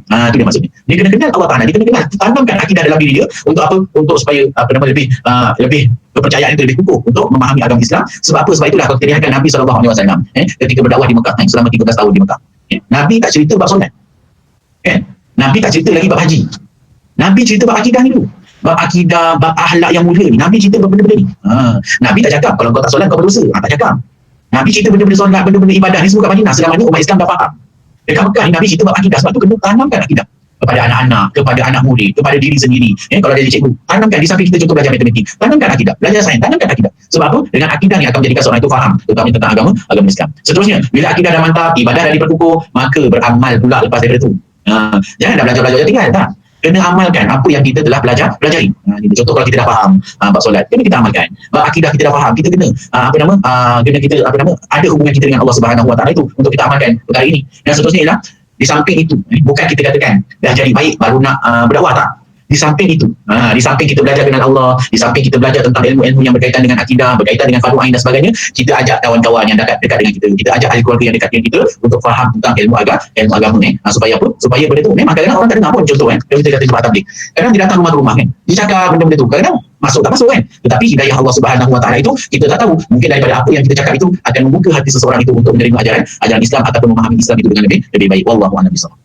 Okey, terima kasih Ustaz. Jadi dengan cara kita kukuhkan akidah, kukuhkan ilmu fardu ain, merupakan cara yang terbaik lah untuk kita memahami agama Islam itu sendiri. Bismillahirrahmanirrahim. Langkah-langkah untuk sentiasa berpegang teguh pada agama Islam, dia adalah peranan setiap yang seperti yang mana Ustaz sebut tadi lah. Yang pertama, setiap individu. Individu tu dia memang nak kena jaga, kan. Maksudnya untuk diri dia sendiri. Kemudian keluarga. Peranan keluarga tu sangat penting untuk membendung perkara-perkara yang mungkar, amal makruf nahi mungkar tadi, kan. Jadi ada 4 iaitu individu, keluarga, masyarakat dan negara. Okey, sebagai individu Muslim, kita kena peka perkara-perkara yang halal, yang haram, yang syubhah. Kalau orang yang betul-betul menjaga agama dia juga meninggalkan perkara yang syubhah. Bukan sahaja perkara yang haram, dia meninggalkan perkara yang syubhah. Contoh, bila dia nak makan, dia pastikan dia makan tempat yang halal. Makanan yang dia makan tu, cara penyembelihan, contoh beli ayam, kan, cara penyembelihan, dia menjaga sangat. Itu orang yang betul-betul mengamalkan Islam dia, dan dia nak menjaga apa tadi? Menjaga, langkah untuk menjaga. Okey. Jadi dia kena, pertama tadi dia menjaga dari sudut makanan, kerana makanan yang kita makan tu, kan, dia mempengaruhi. Bila kita makan satu benda yang haram, dia boleh mempengaruhi kita punya ibadah. Contoh macam kita malas, kita rasa malas nak beribadah, berat. Mungkin ada salah satu sebab jugalah. Ada kisah pada zaman Rasulullah, kan, seorang sekumpulan orang-orang daripada luar Madinah, dia datang dari tempat jauh, dia sakit jadi Rasulullah suruh mereka berubat dengan makan kata Ustazah minum air kencing unta. Tapi bila mereka minum air kencing unta tu memang mereka sihat, tapi lepas tu mereka punya perangai jadi lebih teruk. Jadi lepas pada tu Rasulullah dah tak beri dah sahabat-sahabat berubat dengan perkara dengan benda-benda yang haram. Tu satu contoh. Kadang-kadang kita rasa niat nak beribadah, kenapa? Mungkin kita makan benda yang tak halal. Contoh macam kita makan coklat kan, kita tak tengok betul-betul coklat tu dia punya kandungan tu kan ada tulis kan, kalau ada pork ke, kalau ada lard. Salah satu punca pemakanan. Kemudian dalam keluarga sendiri kan, dalam keluarga, peranan institusi keluarga itu juga penting. Contohnya solat berjemaah, makan berjemaah, itu semua kalau kita tengok benda tu memang nampak macam simple kan, solat je lah, tapi kenapa nak kena solat berjemaah? Kerana kita nak membentuk institusi keluarga yang mengamalkan Islam. Kita nak membendung perkara-perkara yang mungkar. Kerana kalau kita tengok kan, kalau kita seorang macam contoh lidi kan, kalau satu senang nak dipatahkan, tapi kalau lidi itu dah jadi penyapu, nak patahkan dia susah. Jadi itulah sebabnya peranan individu, keluarga, masyarakat dan negara sangat-sangat penting. Sangat-sangat penting dalam membendung perkara-perkara yang tidak muafakat dengan syariah. Terima kasih Ustazah kerana telah berkongsi sedikit tentang langkah-langkah berpegang teguh terhadap ajaran Islam. Apa tujuan Allah cipta kita? Tadi Ustazah baca satu surah tadi kan. Wa ma khalaqtul jinna wal ins illa liya'budun. Allah kata tidak aku jadikan jin dan manusia itu melainkan untuk mengabdikan diri kepada-Ku. Kita kan ingat tujuan Allah Ta'ala ciptakan kita. Maksudnya Allah kata abdi, maksudnya menghambakan diri kepada Allah. Iaitulah apa dia? Ikut apa yang Allah Ta'ala suruh, tinggal apa yang Allah Ta'ala larang. Dengan itu menepati apa tujuan Allah cipta kita. Ikut tu maknanya ialah mengabdikan diri kepada Allah. Bukan sahaja solat, bahkan kita hidup atas dunia ini dengan baik-baik, buat benda-benda baik, menyenangkan orang lain, membahagiakan diri sendiri, itu sebenarnya boleh menjadi kita sentiasa berpegang teguh kepada agama kita. Kan kita kan ingat tujuan kita tu. Wa ma khalaqtul jinna wal ins illa liya'budun. Mudah-mudahan kan bila kita tahu kita kenapa Allah ciptakan kita, insya-Allah kita akan berpegang teguh. Sebab Ustaz pun risau juga kan, Ustaz pun risau juga. Hari ini banyak ancaman-ancaman Ustaz sebenarnya. Minggu depan Ustaz nak mengajar kat masjid kan. Ustaz tengok kan dalam Malaysia ni sebenarnya budaya etis ni pun terbahaya. Budaya etis dalam negara kita ni padu betul lah. Kalau tarik dia etis Malaysia, dia punya grup dia ramai dah dengan orang Melayu. Ini India Cina pun ada. Kita tak kisahlah dia kat India Cina, tapi yang kita sedihnya ialah kalau ada kalangan orang Melayu. Memang ramai orang Melayu etis Malaysia. Pasal apa ni KL Etis Republic Kuala Lumpur. Tu dia ada grup lagi tu. Etis Republic Kuala Lumpur. Itu pun ramai ahli dia tu. Maknanya dia sebut etis ni maknanya mereka tidak percaya kepada kewujudan Tuhan. So maknanya apa? Mereka ni tidak ingat apa tujuan yang Allah ciptakan ni. Maknanya asal mereka daripada keluarga Islam, tapi kenapa mereka memilih etis? Sebab mereka tak tahu tujuan Allah Ta'ala ciptakan dia. Itu yang Ustaz risau. Jadi kalau kita ingat tujuan Allah Ta'ala cipta kita hidup kat dunia ni, kita nak balik kat dia balik, insyaAllah kita akan berpegang teguh kepada ajaran Islam. Sebab kita kena faham, kita ni sebagai manusia ni, kita dah lalui beberapa alam. Alam yang pertama yang kita dah lalui adalah alam roh. Daripada alam roh, Allah hijrahkan kita ke alam rahim. Ingat kan, 9 bulan 10 hari kita alam rahim dalam rumah kita. 9 bulan 10 hari, nak tak nak, kita nak tak nak ke, Allah tetapkan keluarkan kita ke alam yang ketiga, itulah alam dunia. Alam dunia. Maknanya kita sekarang berada di alam yang ketiga. Alam rahim, alam roh udah. Alam rahim pun udah. Ini alam yang ketiga, alam dunia. Ada 2 alam lagi yang menunggu kita. Yang keempat inilah alam barzah. Ada di kalangan ahli keluarga kita yang dah pergi. Ada kat orang dulu Nabi yang ramai yang dah pergi ke alam barzah ni. Bahkan hidup di alam barzah ni lebih lama hidup di alam dunia. Sampai berpuluh-puluh tahun usia berada di alam barzah. Sampai masa nanti bila tiba hari kiamat, sampailah kita ke alam akhirat. 5 alam. Sebab tu kita katakan setiap alam ni ada tanggungjawab. Alam roh tak apa lagi. Alam rahim pun kita tak ada tanggungjawab apa-apa. Tapi di alam dunia ni Allah bagi kita tanggungjawab. Itulah mengabdikan diri kepada kita, mengabdikan diri kepada Allah Ta'ala hidup kat dunia ni. Kalau kita tahu tujuan Allah Ta'ala ciptakan kita kat dunia ni, insyaAllah bila kita pergi ke alam yang keempat, alam barzah ni, memang terbaik, kita akan bahagia. Itu saya cakap pada kalau kita ingat tujuan Allah Ta'ala ciptakan kita ni, nak pergi ke negeri abadi akhirnya, kita mesti akan hidup kat dunia ni. Ya Allah, kita tak pandang sangat hidup dunia ni, kita banyak fokus hidup akhirat.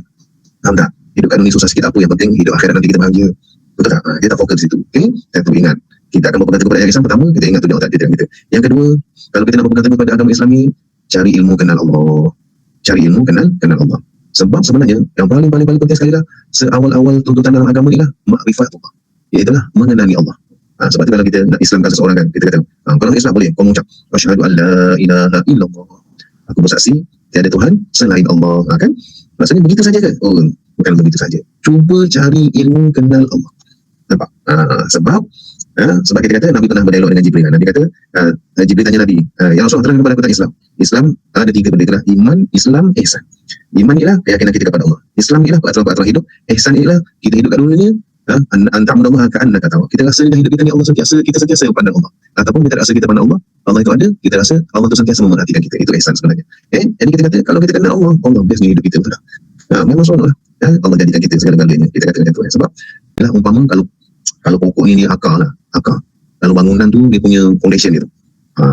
Kalau pokok besar, akarnya mesti kukuh, betul. Kalau bangunan tinggi, dia punya foundation dia mesti power, filing dia, betul. Barulah dia akan terbentuk dengan baik. Yang penting dalam dia, betul, akar dia. Okey, baiklah, itu yang kedua. Yang ketiga, kalau kita nak jadi seorang yang berpegang teguh kepada agama, kita mesti faham konsep ujian Allah. Kita katakan dalam surah Al-Ankabut, Allah Ta'ala berfirman, ahasiban nasi an yutraku ay yaqulu amanna wa hum la yuftanun. Allah kata, apakah kamu mengira cukup kalau sekadar beriman kepada Allah sedangkan kamu tidak diuji? Mana kita kena faham konsep Allah Ta'ala uji dalam hidupnya itu, diuji dengan kesusahan, kemalangan, malapetaka, sebenarnya ialah untuk memperteguhkan dia dengan Allah Ta'ala. Nah, dalam konsep ujian Allah ialah sebenarnya ujian yang Allah timpakan sebenarnya wasap Allah Ta'ala kepada individu tersebut untuk mendekatkan diri kepada dia. Makin banyak ujian, makin dekat dia kepada Allah, makin mantap pegangan iman dia, teguh dia, betul tak? Macam kita kat sekolah lah. Kenapa? Bila kita masuk STPM dulu kan, satu semester tu ada TOV kan, percubaan, lepas tu ujian sebenar, betul tak? Kenapa banyak ujian? Supaya kita mantap dengan kemahiran yang diajar. Kalau tak ada ujian, kita pun tak bersedia, betul tak? Kita pun tak bersedia. Allah Ta'ala dia bagi ujian ni supaya keimanan makin mantap dan teguh. Tapi kepada orang yang tak faham agama, mereka menyesali, kenapa Allah jadikan aku untuk menyusahkan aku? Betul tak? Kerana macam ni kan, lebih baik mati daripada hidup. Nampak? Lalu mereka mengambil keputusan untuk menghabiskan nyawa dia. Rupanya dia tak tahu bahawa lepas mati lagi teruk. Yang keempat ni, kita mesti jadikan Allah is number one. Nampak tak? Dalam segala hal, Allah ada depan. Apa contohnya? Apa contohnya? Pertama sekali, bila masuk waktu sembahyang, stop, terus sembahyang. Jangan kita bagi baki-baki masa kepada Allah. Nanti Allah bagi kita baki-baki rezeki, baru kita tahu. Nampak tak? Nampak ni, kena berubah dulu. Sebab kalau kita nak berubah dalam hidup kita, kita mesti ubah cara solat kita. Nampak? Kan? Barulah iman kita teguh, kita sunuk sembahyang. Sebab bila kita sembahyang akhir-akhir waktu, kadang bekerja-kerja. Betul tak? Tergesa-gesa. Kan? Bila kita sembahyang awal, kita suruh panjangnya lagi masa baki. Nampak tak? Jangan bagi baki-baki masa kepada Allah. Nanti Allah bagi rezeki baki-baki orang lain, baru kita tahu. Dalam semua hal, letak Allah is number one. Kalau kita rasa kita yang buat dosa, kita rasa Allah ada ni, Allah nampak aku. Kalau kita sebab manusia ni, dia bukan sentiasa rasa Tuhan, betul tak? Ada ketika-ketika Allah datang rasa nampak dosa, betul tak? Kalau kita letakkan Allah is number one, itu lagi sebenarnya.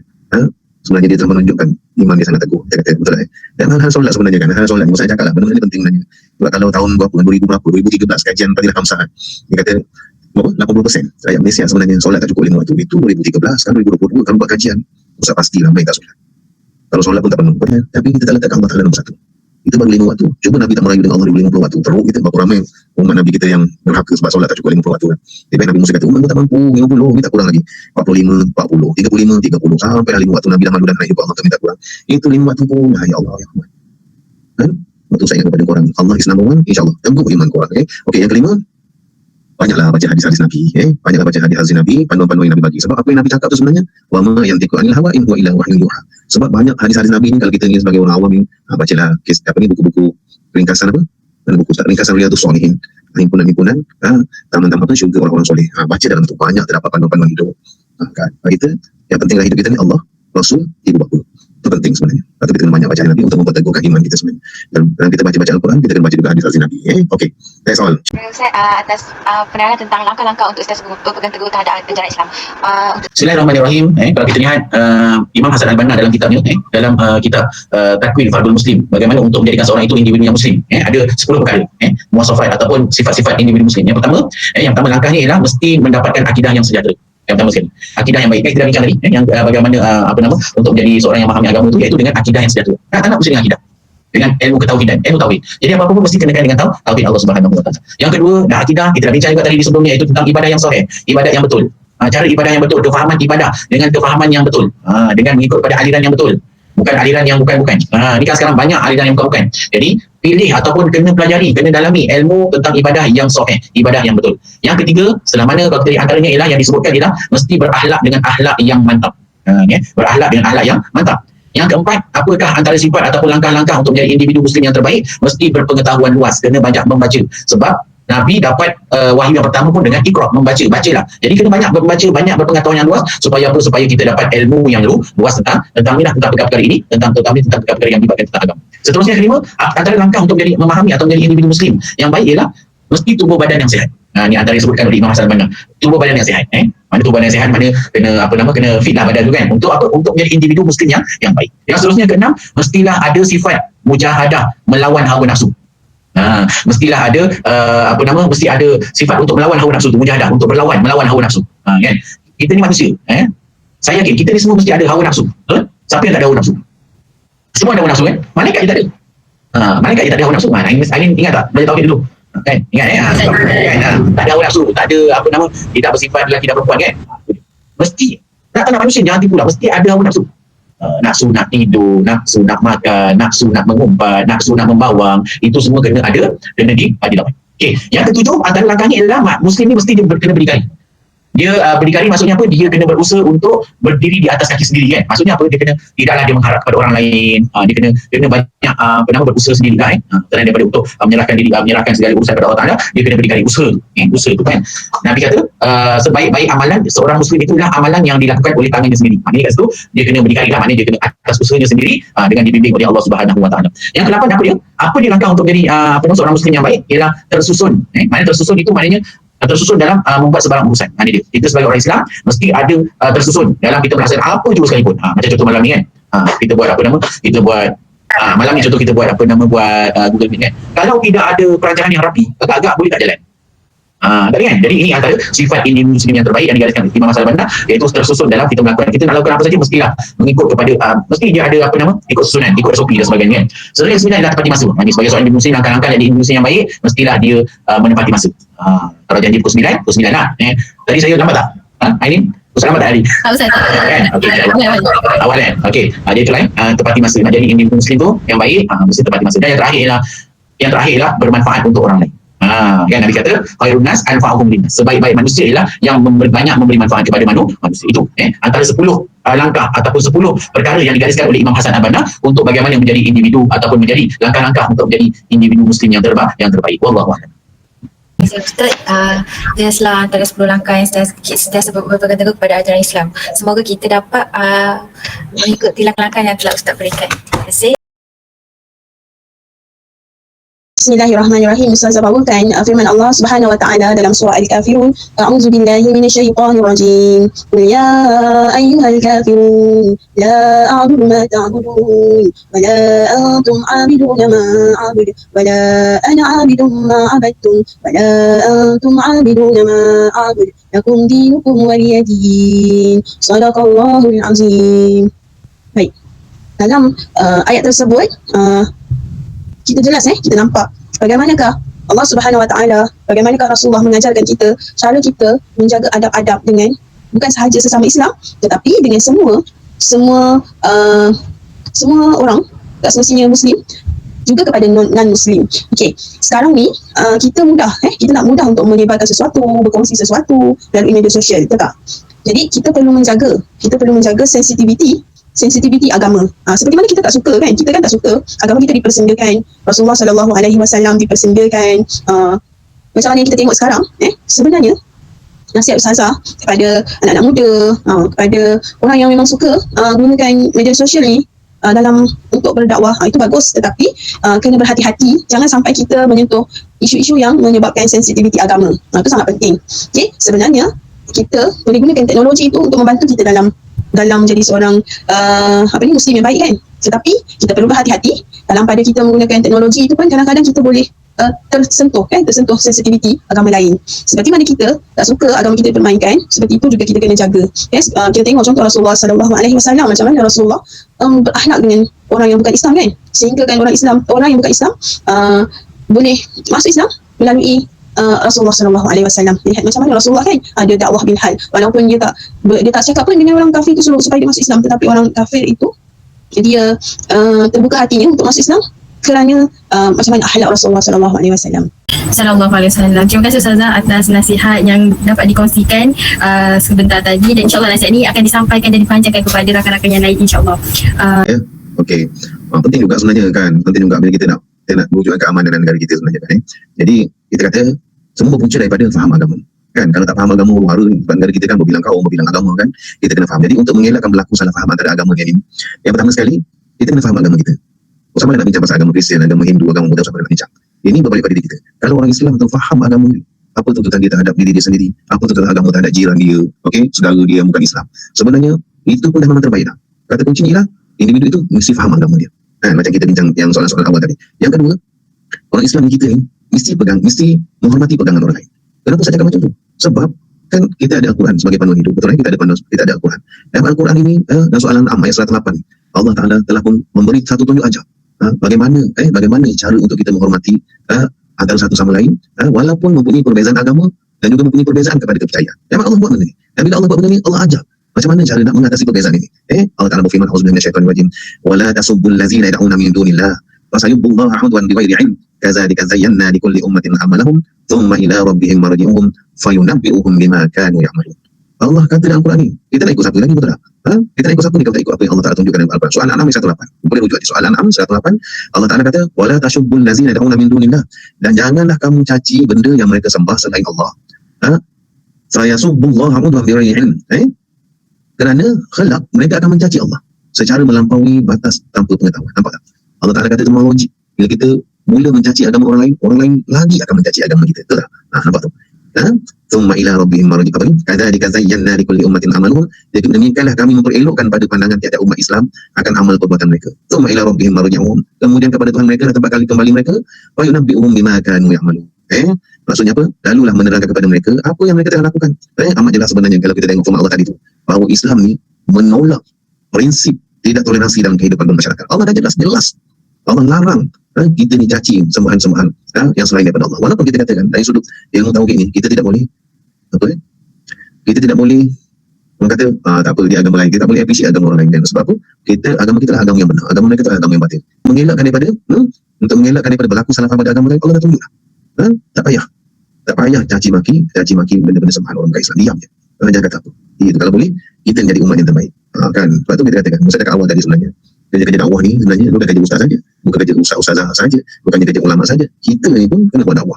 Paling malas pun dakwah kita adalah paling terus dakwah kita, dakwah bihal nama dia. Apa maksud dakwah bihal? Dakwah itu dengan cara kita menunjukkan sifat dan pribadi orang Islam. Jadi orang mungkin tengok bagus orang Islam, dia cakap lembut, hormat orang, okey, pandai berterima kasih, okey, solat pun bagus, nampak tak, muka sentiasa senyum. Jadi itu namanya dakwah bihal. Mereka berkenan dengan akhlak dan perilaku orang Islam. Terbaik, betul tak? Itu pun salah satu dakwah. Kita kata okey. Baiklah. Yang ketiga, kita kena ingat. Kita kena ingat sebagai orang Islam, kita kena ada akhlak mulia.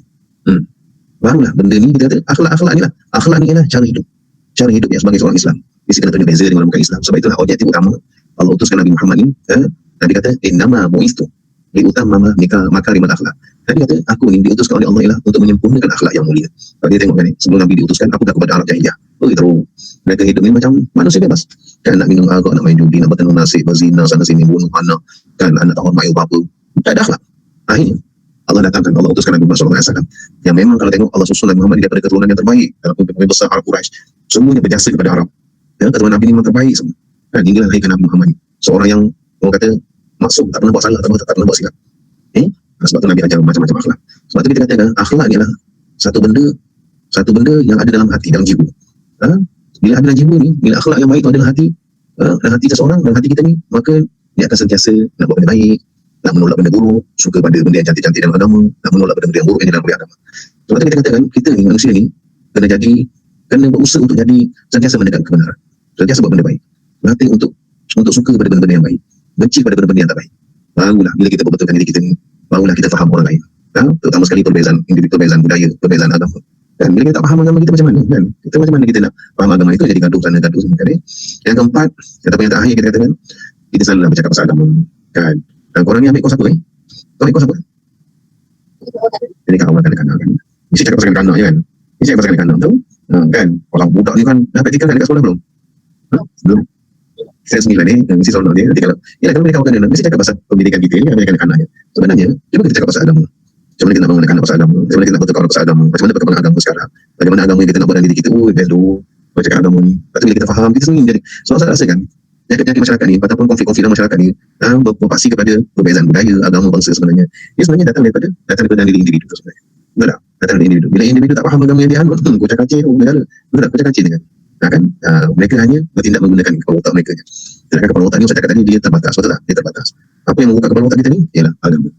Itulah sebenarnya tajuk yang korang ambil ni, cantik kepentingan agama terhadap manusia. Memang penting sangat. Okey, sekian, terima kasih. Terima kasih Ustaz atas perkongsian. InsyaAllah nasihat yang dikongsikan dan diberikan kepada kami ni akan disampaikan kepada rakan-rakan dan umat Islam yang lain-lain juga, insyaAllah. Baik, terima kasih Ananda ini. Okey, antara kalau kita lihat perkara-perkara yang perlu kita ambil peran kira-lah kepada generasi sekarang ke generasi akan datang ke, untuk menjadikan sebuah negara itu aman damai, harmoni, tidak huru-hara, tidak berlaku kekecohan dan sebagainya. Sebab kita negara kita ni, istimewanya negara kita ni ialah negara yang majmuk, negara yang majmuk, berbilang bangsa, berbilang agama. Kalau kita lihat di negara-negara lain, contohnya di negara Timur Tengah, Kalau kita lihat dia senang nak uruskan. Sebab tu dia 99% contoh dekat Arab Saudi. Arab Saudi mungkin 98 atau 99% adalah Muslim. Jadi senang nak uruskan. Tapi bagaimana negara kita, contoh negara Muslim, negara Islam, negara Malaysia kita ni, tetapi agama rasmi Malaysia, agama rasmi Islam. Akan tetapi dia punya agama ada Hindu, ada Buddha, ada Kristian dan sebagainya. Ada agama yang lain-lain dan sebagainya kan. Jadi bagaimana untuk kita nak jadikan negara kita ni harmoni, nak menghormati kan, nak menjadikan negara kita, masyarakat yang ada toleransi dan sebagainya. Yang pertama yang kalau kita lihat ni saya gariskan beberapa perkara. Yang pertama ialah perlu mengenali dan memahami kepercayaan dan agama masyarakat di Malaysia ni. Perlunya untuk kenal dan faham tentang agama-agama di Malaysia. Sebab itulah mungkin perlu dicadangkan juga di sekolah-sekolah, mungkin di sekolah menengah contohnya, diceritakan ataupun digariskan ataupun dibuat satu silibus yang khusus untuk bagaimana menghormati kepercayaan dan agama masyarakat di Malaysia, contoh khusus. Daripada sekolah lagi dah diterangkan. Bukan pada masuk universiti baru nak terangkan, tidak. Perkara ini perlu diperhalusi. Perlu diperhalusi, perlu diterapkan. Lebih-lebih lagi generasi yang akan datang, generasi yang semakin mencabar.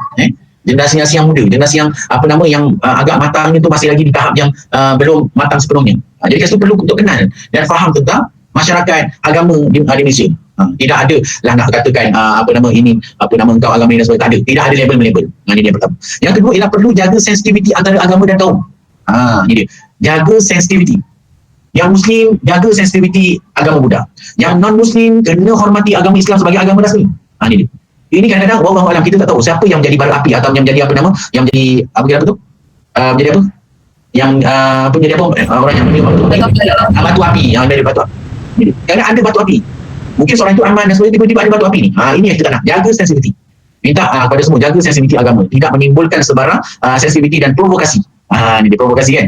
Ini provokasi. Yang ketiga, bina rasa hormat, menghormati dan menolak buruk sangka. Hormat, menghormati.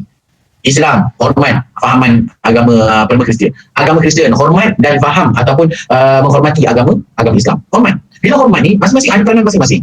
Kan?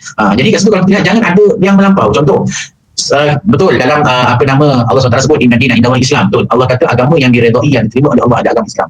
Betul. Tapi Nabi pernah tak Nabi pernah tak mengatakan bahawa agama yang lain itu tak boleh? Tak ada. Memang dasarnya Islam itu memang agama yang disediakan Allah Ta'ala, tapi Nabi punya dakwah ni, Nabi tak cakap tak boleh, kau salah tak. Nabi tunjukkan dengan ni yang keempat, Nabi tunjukkan dengan apa? Dakwah bil hal. Nabi tunjukkan dengan akhlak yang baik. Kan? Islam itu ada akhlak yang baik, akhlak yang mulia, barulah orang non-Muslim respect. Begitu dekat dengan non-Muslim, dia ada pelajaran moral kan, contoh kat sekolah menengah dia ada pelajaran moral. Dia kan tahu hormat agama sekian dan sebagainya, tidak membuat perkara-perkara yang dilarang dan sebagainya kan. Tunjukkan bahawa agama Islam adalah agama yang terbaik. Dia tunjukkan. Kadang-kadang yang menjadi fitnah dalam Malaysia ni, contoh yang menjadi fitnah dalam agama Islam ni ialah penganutnya sendiri.